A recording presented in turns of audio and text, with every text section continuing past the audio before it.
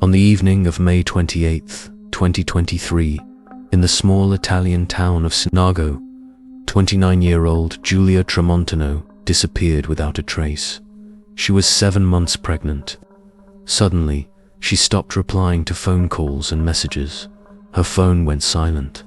The first person to report her missing was her boyfriend, Alessandro Impagnasillo. He told the police that when he came home from work, Julia was gone. He said he had no idea where she could be, but from the very beginning, something felt wrong. Julia had left behind her personal belongings, things people do not usually leave if they plan to run away. She also had no reason to disappear. She had plans for the future. As the police began looking into her final hours, more worrying details started to appear. The night before she went missing, Julia had messaged her mother and a close friend. She said she had just had a serious fight with Alessandro and felt very upset. She said it was causing her a lot of stress. So the big question remained, what really happened that night? If Julia had left the house on her own, why had not anyone seen her since? In the days that followed, the investigation began to uncover a hidden truth. A truth that would shock the whole country. Julia Tramontano was born on May 2, 1994, in the town of Sant'Antimo, near Naples. She grew up in a warm and loving family.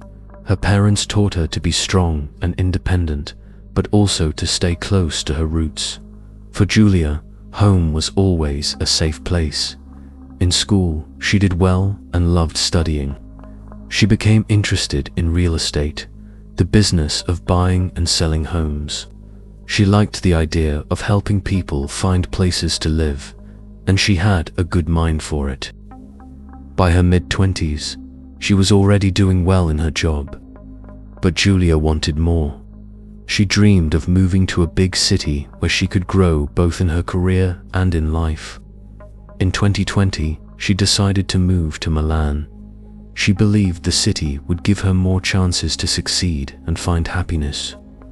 After moving, she quickly got used to the fast pace of Milan. She worked hard, met new people, and started to build a life for herself.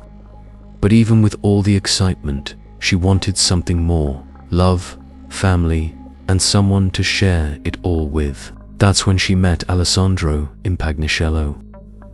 They met at a bar in Milan, where she was celebrating with co-workers. Alessandro worked there as a bartender. He was 1 year older, good-looking, and very confident. He had a smooth way of talking and knew how to make people feel special. Julia was drawn to him. With Alessandro, she felt like she could take a break from work stress and just enjoy the moment. Things moved fast. Soon, they were spending most of their time together. Alessandro told her he had a child from a past relationship, but said he was ready to move on and build a new future. Julia believed him. Within months, they moved in together. Julia thought she had found the man she was meant to build a life with, but she did not know the secrets he was keeping. Alessandro was born in 1993. On the surface, he looked like a man who had it all together. He worked at a high-end bar in a 5-star hotel and was surrounded by rich clients and successful people. He liked to show off and make others think he lived a fancy life. But that image was just for show. His co-workers said he was charming, but he never really opened up. Behind his good looks and confidence, he was hiding something. At first, things seemed fine between him and Julia. He acted kind and caring. But after they moved in together, problems started to appear. His jokes turned mean. He would tease her about her southern Italian background and her favorite soccer team, knowing it hurt her. Small arguments became common. He got annoyed over little things, how she cleaned, how she talked, even how she answered his questions. Sometimes he would ignore her completely, making her feel like she was to blame. Then the next day, he would act like nothing happened. Julia did not understand what was happening. Alessandro refused to talk about his feelings, and she was left feeling confused and alone. But the biggest lie, the one that would change everything, was that he was seeing someone else. While Julia thought Alessandro was working late nights at the bar, he was actually spending time with another woman named Allegra. They had met at work. She was young, smart, and working in the hospitality business. Alessandro told Allegra that he was single and that Julia was just a roommate he was helping until she found a new place.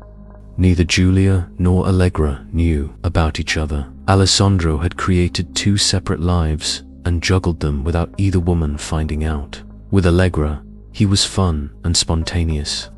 With Julia, he pretended to be serious about the future. But the truth was, he was lying to both. Meanwhile, Julia began to feel something was wrong, but she could not prove it. Her unease kept growing. Then, something happened that changed everything. Late in 2022, Julia started feeling tired all the time. She had strange food cravings and missed her period. She bought a pregnancy test, and it came back positive. She was going to have a baby. She had always dreamed of having a family, but now, with everything going on, she was not sure what to think. Still, she knew she had to tell Alessandro. She imagined he might be shocked or nervous, but she hoped he would at least show some emotion. Instead, he looked at her and said only one thing: "Are you sure?" He did not ask about the baby, did not talk about the future, and did not even seem interested in how she was feeling. He never brought it up again. Julia felt completely alone. At the start of 2023, Alessandro's secret life became more complicated. Allegra, the other woman, told him she was also pregnant. Now, he was expecting 2 babies with 2 women who did not know about each other. Allegra believed she and Alessandro were a couple. She had no idea he was still living with Julia and expecting a child with her too. As the months passed, Julia kept hoping Alessandro would change, but he did not. Meanwhile, the walls were closing in. She was tired, stressed, and heartbroken, but she did not know the full truth, or how dangerous things were about to become. However, Allegra was not sure if she wanted to keep the baby. As Alessandro saw his carefully built lies starting to fall apart, he pushed her toward ending the pregnancy. He told her he would support any choice she made, but hinted strongly that not having the baby would be the better option. Allegra thought about it for a long time. In the end, she agreed. Alessandro went with her to the clinic for the procedure. For him, this meant one problem was gone. Now, he turned his attention to what he saw as a bigger issue: Julia and her decision to have the baby. But unlike Allegra, Julia was sure she wanted to continue her pregnancy.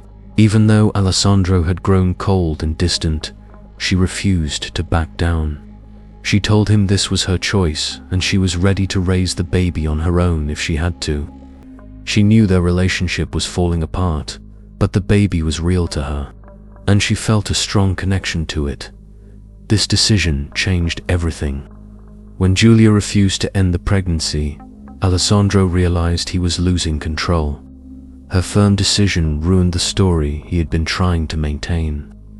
He began thinking of a new way to solve what he saw as his problem. By the end of 2022, Alessandro started researching poisons. He searched online for ways to hurt someone without getting caught.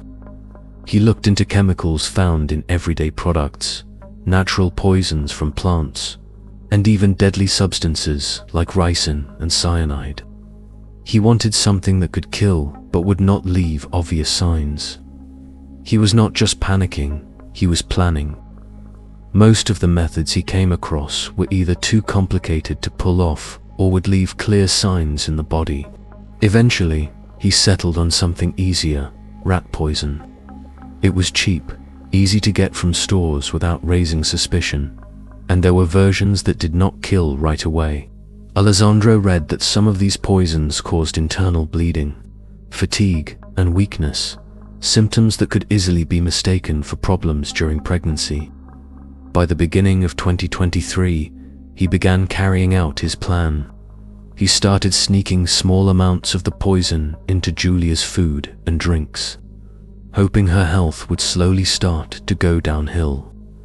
Within weeks, she began feeling strange, constantly tired, dizzy, nauseous, and struggling with sharp stomach pain. She told her friends she felt terrible, but assumed it was just part of being pregnant. She had no clue something evil was being done to her. Alessandro kept a close eye on her, expecting her condition to get worse quickly. But the poison was not acting as fast as he had hoped.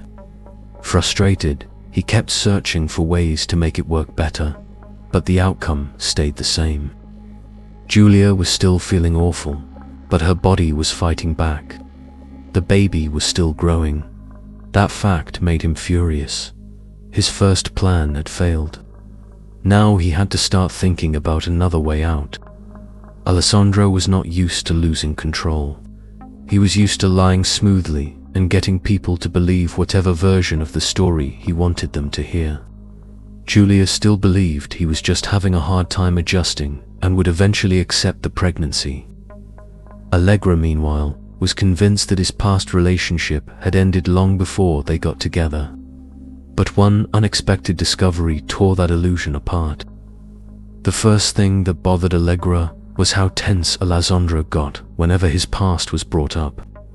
He never talked about his life before they met, avoided questions, never shared his social media, and said nothing about his ex.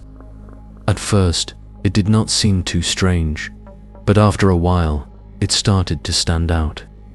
Then one day, Allegra saw photos on his phone by accident. They were recent. He was with Julia. From the way they looked at each other in the pictures, it was obvious their relationship was still very much alive. Allegra did not want to jump to conclusions. Instead, she started paying close attention. She noticed he often left at night, saying he had to work late. But when she checked, his co-workers at the hotel said he had already clocked out. He had also missed her calls and later gave excuses that did not fully make sense. Eventually, she confronted him about the photos. Alessandro did not flinch. He claimed Julia was just bitter about their breakup and was purposely sharing old pictures to mess with him. Allegra wanted to trust him, but something about what he said did not sit right. She started pressing for more answers, and his replies got shakier. Sensing he was starting to lose his grip on the situation, Alessandro switched strategies. He said Julia had not just refused to move on, she had actually made up the pregnancy to keep him in her life. Now, he claimed, she was pretending to be carrying his baby just to trap him. And then he took things a step further. He faked a DNA test. He downloaded a random file from the internet, changed the details, and showed it to Allegra as proof that the child was not his. At first, Allegra believed him, but the seed of doubt had already been planted. Deep down, she knew something was not right. A few days later, her suspicions reached a breaking point. While Alessandro was sleeping, she grabbed his phone, found Julia's number, and sent a message. The reply came almost right away. Julia did not sound angry or vengeful. She sounded confused, just like Allegra. She wanted answers too. They agreed to meet in person the next day. That conversation would change everything.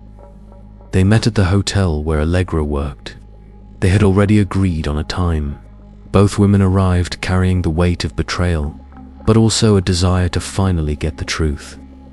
Allegra began the conversation, laying out everything she had uncovered. She told Julia how Alessandro had told her the relationship was over, and even showed her a DNA test, supposedly proving he was not the father. Julia listened carefully. When Allegra was finished, Julia calmly told her that the test was fake. She had never asked for one, and the timing of her pregnancy clearly lined up with their time together. More importantly, she revealed something that stopped Allegra in her tracks.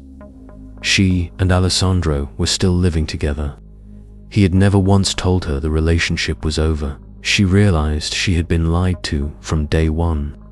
Her whole idea of what their relationship was built on shattered in seconds. As much as it hurt, she did not feel anger toward Julia. Instead, she felt a painful clarity. They had both been manipulated by the same man. The two women talked for over an hour. They compared stories, connected timelines, and filled in the gaps of Alessandro's double life. By the time they were done, neither saw the other as competition anymore. What grew out of that conversation was an unexpected sense of unity. In that moment, Julia made her final choice. She was done. There was no future with Alessandro. Not after the lies, the betrayal, and the manipulation. She was going to move to Naples with her baby and leave him behind for good. Later that night, she returned home. She did not hold back. She confronted Alessandro head-on, told him she knew everything, and said it was over. Just like he always did, he started denying everything. Then he got defensive. He accused her of going through his private life, but Julia was not having it. She stood her ground and told him straight. She was leaving, and she wanted nothing more to do with him. That evening, she sent a message to her mother and sister explaining her decision. They supported her completely and offered to help her make the move. Julia told them she needed a few more days in Milan to get things in order, but she'd be home soon. She had no idea that message would be her last. After their confrontation, Alessandro felt the walls closing in. Everything he had tried to hide was now exposed. Julia knew the truth. She had taken control back, and that made him feel helpless. She was calm, unbothered. She packed her things in silence, ignoring him, and that silence drove him mad. He tried one last time, begged her not to go, said he loved her, said she did not understand, but she did not answer. Her mind was made up. That's when rage took over. In a moment of uncontrolled fury, he grabbed a kitchen knife and lashed out. Julia did not even have time to defend herself. The stabbing was quick, brutal, and unrelenting. He did not stop. Fear and panic took over. His world was unraveling, and he tried to destroy the one person who had uncovered it all. 37 stab wounds. When it was over, Alessandro stood there, staring at what he'd done. But his panic was not just about the murder, it was about getting caught. He had to cover it up. He dragged her body into the bathroom, poured alcohol over it, and set it on fire, hoping to destroy the evidence. But it did not work. The fire caused damage, but it did not hide what had happened. Her body was still there. The blood was still everywhere. He grabbed rags and cleaning supplies and started scrubbing frantically, scrubbing the floors, the walls, the furniture. But no matter how hard he worked, the bloodstains remained. The apartment still looked like a crime scene. He realized he could not erase what he'd done. Still, he thought he could buy time. He decided to fake her disappearance, to make it look like Julia had left on her own. He grabbed her phone and began texting her family and friends. He knew they'd worry, so he crafted a story. He sent her mother a message saying Julia needed some space. Then he messaged one of her closest friends, claiming she had left town but was not ready to talk about it. He hoped the lies would hold long enough for him to find a way out. But Alessandro's plan did not end there. He knew it was only a matter of time before someone raised the alarm, so just hours after killing Julia, he made the first move. He walked into a police station and reported her missing. He told officers that she had stormed out after an argument and never came back. His version of events was simple. He had gone to work that morning, and when he returned home, she was gone. He even threw in extra details to make the story sound more believable. He said her passport, her cash, and some personal belongings were missing, suggesting she may have left town on her own. The police listened carefully, but right from the start, something did not sit right. Alessandro's tone was too polished, too controlled. He was not panicked like Julia's friends and family, who were already desperately searching for answers. Instead, he seemed oddly composed, almost as if he had rehearsed the entire thing. It immediately raised red flags. As investigators launched a missing person search, Alessandro focused on cleaning up the crime. At first, he had left Julia's body in the bathroom, but he knew he could not keep it there for long. Late at night, under the cover of darkness, he wrapped her remains in plastic and carried them to the garage. Over the next few days, he moved the body several times, first to the basement of their apartment building, then back to the garage. He was clearly stalling, trying to come up with a plan to get rid of the evidence for good. But the more time he took, the more mistakes he made. Investigators were already scrutinizing his story, comparing it to timelines, questioning neighbors, and digging into any inconsistencies. While Alessandro believed he was still in control, law enforcement was quietly closing in. The first major break came when forensic experts examined his car. Even though Alessandro had tried to scrub it clean, they found traces of blood in the trunk. Chemical analysis confirmed what everyone feared. The blood belonged to Julia. Then came the second piece of damning evidence.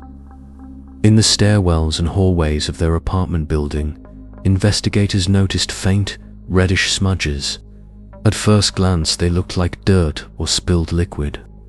But chemical testing revealed they were traces of blood, partially cleaned, but not completely erased. And then there was his behavior. Unlike most people whose partner has gone missing, Alessandro did not show any genuine concern. He never reached out to Julia's family, never asked for help spreading the word.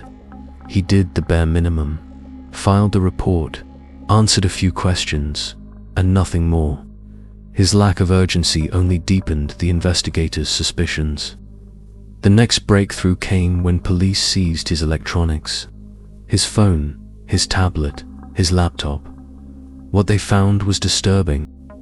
Months before Julia disappeared, Alessandro had been researching poisons. His search history showed a trail of disturbing queries, symptoms of different toxins, how to poison someone discreetly, what to do if certain poisons do not work. There were even searches questioning why a specific rat poison might fail to kill someone. And then, investigators found the fake DNA test. A digital forensics team quickly proved it was forged. The file had been downloaded from a website that lets users generate fake medical records. The names and details had been altered to make it look real. But to a trained eye, the deception was clear. With every new discovery, the pressure on Alessandro grew. Detectives began confronting him with the mounting evidence, showing him the bloodstains, the search history, the witness statements from neighbors who heard arguing and loud crashes from the apartment that night. But he refused to budge. He stuck to his original story, insisting he had no idea what happened. That was until investigators checked surveillance footage. Camera footage from nearby buildings showed Alessandro making several suspicious trips to the garage in the days after Julia was reported missing. In each video, he was seen carrying heavy bags inside and coming back empty-handed.